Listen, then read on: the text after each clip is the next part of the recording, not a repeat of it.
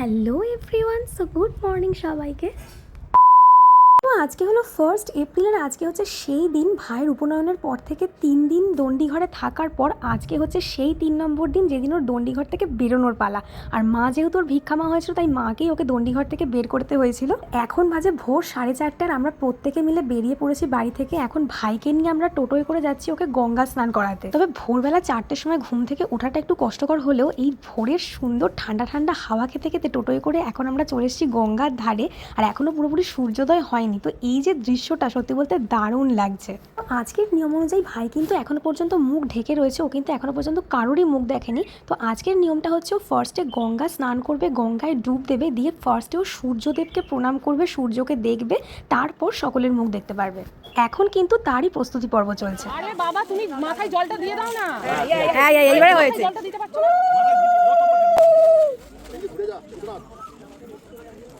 বিনাশিনী শঙ্করশ্চৈত সম্ভূতে সনাতনী নমস্তুতে।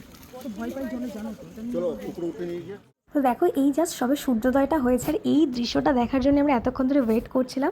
আর ভাইয়ের তো গঙ্গা স্নান হয়ে গেছে, এখনো রাজবেশও পরে নিয়েছে। তো এখন আমরা ওকে নিয়ে যাব বেশ কয়েকটা মন্দিরে প্রণাম করতে। ঠিক যেরকম বিয়ের পর বর বউ এসে সমস্ত মন্দিরে মন্দিরে প্রণাম করে, ঠিক সেরকম ভাই যেহেতু একদমই ক্যামেরা ফ্রেন্ডলি নয় আর তার মধ্যে ন্যাড়া হয়েছে যেহেতু, সেই জন্য একদমই ক্যামেরার সামনে নিজের মুখটা দেখাতে চাইছিল না। বারবার বলছিল ওকে যেন আমি ক্যামেরার মধ্যে না দেখাই, বাট ওরই অকেশন উপলক্ষে আমরা এসছি আর ওকে যদি ক্যামেরায় না দেখি তাহলে কি করে হয় তোমরাই বলো।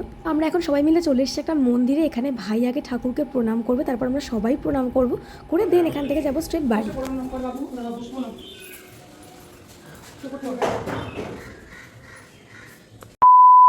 সো বেজে গেছে এখন দুপুর প্রায় 12:30 মতন। আমরা প্রত্যেকে রেডি হয়ে যাচ্ছি এখন লজে, যেখানে হবে আজকের মেন অনুষ্ঠান এবং খাওয়া দাওয়া। সেই লজটা যদি আমার মামার বাড়ি থেকে একদমই হাঁটা পথে, বাট এত প্রচণ্ড রোদের তেজ তাই আমরা একটা টোটোয় উঠে গেছিলাম লজে যাওয়ার জন্য। রিতেশ আজকে আসতে পারিনি যেহেতু আজকে ওয়েডনেসডে, ওর অফিস ছিল আর খাওয়া দাওয়াটা যেহেতু দুপুরের দিকে, সেই জন্য তো আমরা চলে এসেছি সবাই একদম লজের সামনে। লজটার নাম ছিল রেণুকা ভবন। এখন ওপরে যাব, গিয়ে দেখবো যে ভাই এখন ঠিক কি করছে আর রিলেটিভসের মধ্যে কে কে এসছে। বলো, আমরা এখন ভাইয়ের লজে এসেছি। ভাই বসে আছে, মানে বাইরে ভাইয়ের ছবিটা দেখলে ওই তো এই হলো লজের ভেতরটা কিন্তু বেশ সুন্দর। আর ভাইয়ের চলছে এখন জোর কদমে ফটোশ্যুট, যদিও ওর মনটাই ফটোশ্যুটের দিকে নেই, কারণ ও ভাবছে ও কতক্ষণে ফোনে গেম খেলার একটা সুযোগ পাবে। যে বললাম ও একদমই ক্যামেরা ফ্রেন্ডলি নয়, তো ওই দেখো ক্যামেরাম্যানরা যেই একটু সাইডে সরে গেছে ও হাত পা ছড়িয়ে মোটামুটি সোফার ওপর শুয়ে পড়েছে। আমাদের রিলেটিভসদের মধ্যে অনেকেই চলে এসছে। অনেক দিন পর নিজের বাড়ির সমস্ত রিলেটিভসদের একসাথে পেয়ে মা করছে এদিকে জমিয়ে গল্প। তো আজকে একটু তাড়াতাড়ি খেতে বসে যেতে হবে, কারণ আজকেই আমাদের বাড়ি ফেরার পালা। আজকের খাওয়া দাওয়ার জায়গাটা ছিল একদম টপ ফ্লোরে, মানে 4 তলায়। আর মেনুতে ছিল গরম গরম ভাত, সবজি, ডাল, বেগুনি, এঁচড় চিংড়ি, সর্ষে পাবদা, চাটনি, পাঁপড়, মিষ্টি। তো জমিয়ে খাওয়া দাওয়া কমপ্লিট করে এখন আমরা যাচ্ছি মামার বাড়িতে। মামার বাড়িতে গিয়ে একটু আধ ঘন্টার মতন রেস্ট নিয়ে আমাদের আবার রেডি হয়ে বেরিয়ে যেতে হবে বাড়ির উদ্দেশ্যে।